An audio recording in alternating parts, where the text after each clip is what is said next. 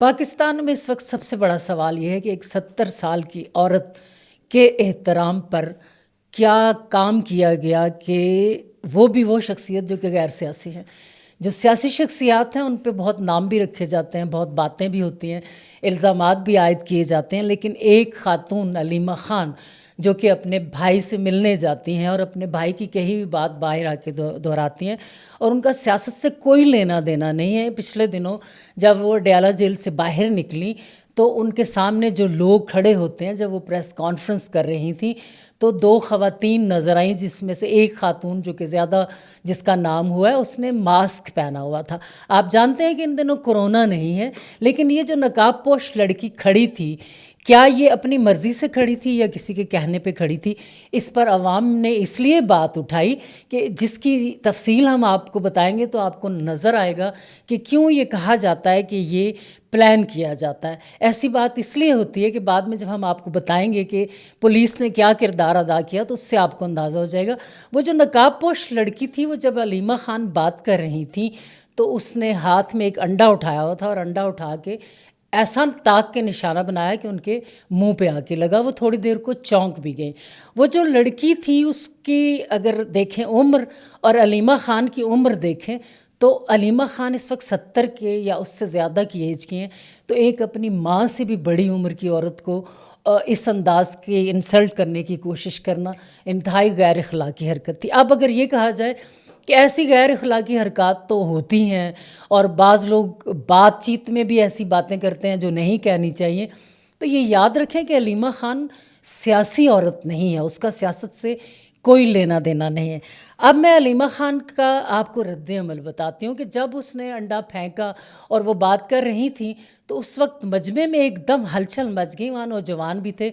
मुझे ख़ुद एक दफ़ा डयाला जेल के बाहर जाने का इत्तफ़ाक़ हुआ जहाँ ये तीनों बहनें मौजूद थीं। बड़ी बावकार अंदाज में खड़ी होती हैं और बात करती हैं, तो वो मजमा जज्बाती भी हो सकता था और अलीमा ख़ान चाहती तो प्रोवोक कर सकती थी। वो चाहती तो उस ड्रामे का हिस्सा बनकर बहुत सारी ऐसी बातें कर सकती थी कि जिस पर मजमे को कंट्रोल करना मुश्किल हो जाता। चाहे वहाँ पुलिस मौजूद थी, लेकिन झगड़े की, फसाद की एक सूरत निकल सकती थी।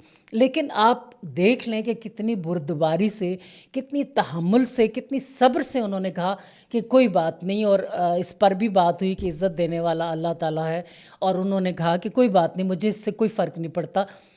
अब जो असल मामला एक्सपोज हुआ कि अवाम क्यों तनकीद करती है, पीटीआई वाले ये क्या मीम्स बनाना शुरू हो जाते हैं, ये किस किस्म के इल्ज़ामात लगाना शुरू हो जाते हैं, तो जब इसका आप अब देखते हैं तो ऐसे तमाम वाक़यात में अगर ये कहा जाए कि पाकिस्तान में माजी में जूता फेंकने के वाक़यात हुए या कोई चीज़ फेंकने के वाक़यात हुए तो पुलिस का क्या रद्द-ए-अमल होता है, या अब दुनिया में कहीं भी इस किस्म का वाक़या होता है तो पुलिस एकदम रश करती है और तेज़ी से जाके जिसने भी कोई जूता फेंका है या कोई अंडा फेंका है या कोई और ऐसा काम किया तो उन्हें पकड़ लेती है। सबसे पहला हर जगह पुलिस की यही ज़िम्मेदारी होती है कि आपने ये हरकत क्यों की।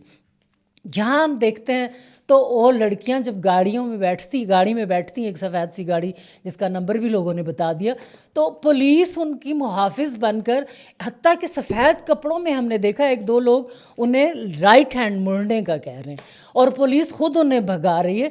ऐसा आपने कभी देखा कि पुलिस ने ये किरदार इस तरह का किया हो? पूरी दुनिया के तमाम वाक़यात निकाल कर देखे जा सकते हैं कि किसी भी ऐसे हमले में ये तो महज एक अंडा था, ये कोई बड़ी बात भी हो सकती थी। तो ऐसी सूरत में पुलिस फ़ौरन उस बंदे को पकड़ लेती है और पकड़ कर इस बात पर तफ्तीश होती है कि आपने ये हरकत क्यों की। क्या आपको नज़र आया कि उन लड़कियों को किसी ने पकड़ा हो? फिर कहा जाता है कि जी वो सरकारी मुलाजिम है। क्या सरकारी मुलाजिम इस तरह खुले अंदाज में सियासत में किरदार अदा कर सकते हैं या किसी पर हमला आवर हो सकते हैं?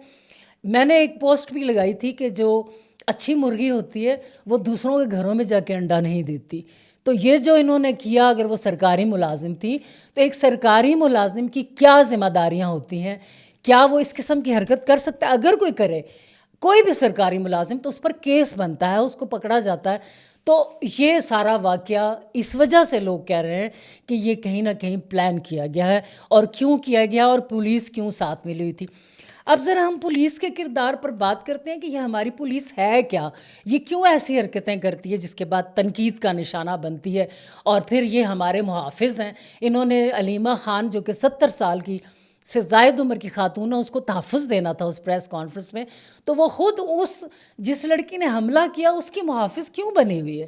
کیوں انہوں نے ان کی گاڑی کو ایک سائٹ پر ڈائریکشن دے کے ان کو بھاگنے میں مدد کی، بجائے اس کے کہ ان کو پکڑ کر ان پر کیس چلتا کہ آپ نے ایسی حرکت کیوں کی؟ تاکہ ہماری عورتوں کو، ہمارے معاشرے میں اسلامی ملک ہے، ہمارا معاشرے کا اپنا ایک تقدس ہے، ہمارے گھروں میں جوائنٹ فیملی سسٹم میں بڑوں چھوٹوں کا ایک احترام ہے، تو وہ انہوں نے کیوں اس طرح سے توڑا؟ بجائے پولیس یہ سوال کرتی، انہوں نے ان کو بھاگنے میں مدد کیوں دی؟ ہمارے ایک پرانے آئی جی ہیں، ان کی کتاب ہے کرائم پولیس اینڈ پولیٹکس.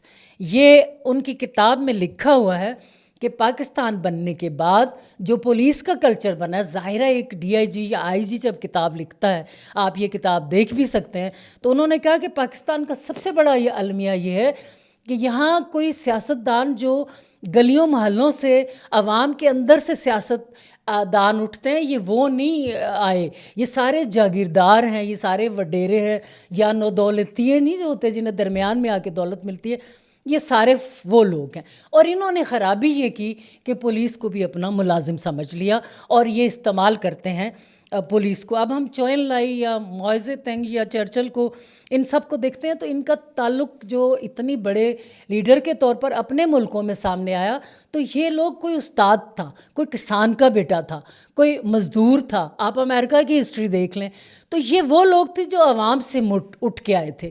تو ان کی تربیت میں یہ چیز شامل تھی کہ پولیس کو اور عدلیہ کو اپنے مقاصد کے لیے استعمال نہیں کرنا، کیونکہ جس ملک میں یہ ادارے تنزلی کا شکار ہو جائیں وہ ملک ترقی نہیں کیا کرتے. تو اب یہ جو انڈے کا فنڈا چلا ہے، اس میں آپ کیا سمجھتے ہیں کہ علیمہ خان نے تو بڑے تحمل اور بردباری سے کام لیا اور انہوں نے پرووک نہیں کیا، لیکن اگر اسی بات میں جو آپ پی ٹی آئی کے لوگوں پر تنقید کرتے ہیں کہ وہ جذباتی ہیں، تو یہ بات اگر کلچر میں آگے بڑھتی ہے جو کہ نہیں بڑھنی چاہیے، تو کیا یہ اچھا تعارف کروایا گیا سلسلہ؟ تو یہ سوال بڑا اہم ہے کہ ہمارے ہاں جب تک یہ جاگیرداری وڈیرا سسٹم، اور اب تو چلے گئے کسان اور ایگریکلچر اور ہر چیز ختم کر کے اب تو شوگر مافیا اور اسمال انڈسٹری ختم کر کے آپ نے بڑی بڑی فیکٹریاں اور ملیں اور مل مالکان بن گئے، تو یہ وہ لوگ ہیں جو کہ استعمال کرتے ہیں پولیس کو. اور سوال میرا یہ ہے کہ کیا پولیس آپ کو استعمال ہوتی نظر نہیں آئی؟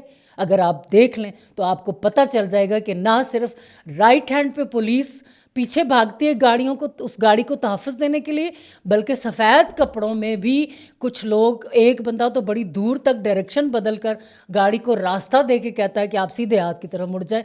تو یہ جو سفید کپڑوں میں لوگ ہیں، جو ہماری پولیس ہے، وہ ان معاملات میں کیوں استعمال ہوتی ہے؟ یہ کلچر کب بدلے گا؟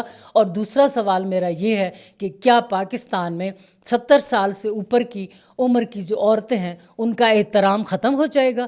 آپ ڈاکٹر یاسمین راشد کو دیکھ لیں جو کینسر کے مریضہ ہیں، آپ ریحانہ ڈار کو دیکھ لیں، اور آپ علیمہ خان کو دیکھ لیں. چلیں ان کا کسی حد تک سیاست تعلق ہے، علیمہ خان کا تو سیاست سے بھی کوئی تعلق نہیں ہے.